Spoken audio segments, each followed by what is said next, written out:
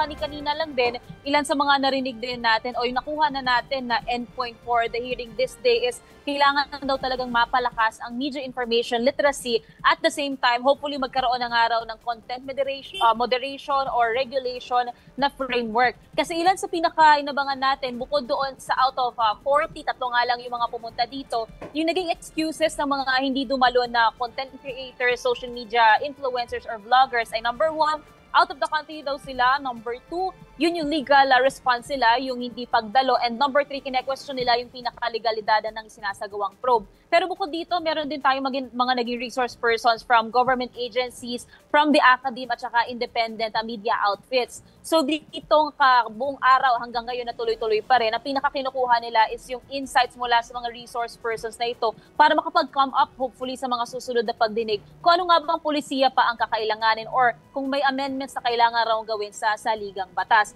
Isa sa pinaka-nasabi dito ng mga nagsalita mula sa akademya is mabilis na nag-grow at lumalawak itong spread of mis and disinformation. Nagkakaroon na nga ng systematized na way kung paano ba ito laganapin kasi nga kapag may perang involved, hindi raw nawawala sa usapin yung madaling na pagtanggap ng pinaka-pagko-content create tungkol dito. Doon naman sa government agencies, ilan sa mga binahagi nila ay yung security countermeasures na ginagawa nila.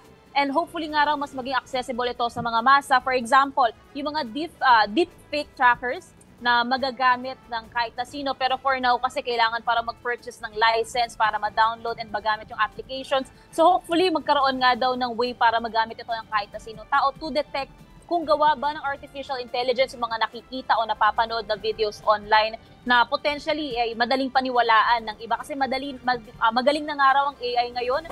Boses, itsura, kayang-kaya ng imimic and such. Yun nga lang, para doon sa mga hindi naman dumalo, hahainan ito ng show cause order, especially kung wala daw valid excuse na ibinigay ang mga ito. Pero in return, yun nga nakita natin yung mga hindi dumalo, pumunta sila sa Supreme Court kanina lang mga 2 hours ago at nag-file sila ng petition for certiorari at saka prohibition. Dahil nakikita nila na paglabag daw sa saligang batas o paglabag daw sa kanilang karapatan, freedom of expression, and freedom of yung pagsasalita nila, yung pagiging bukal daw nila sa mga opinion nila, inaapakan daw ito nitong ginagawa o gustong gawing regulation ng House of Representatives.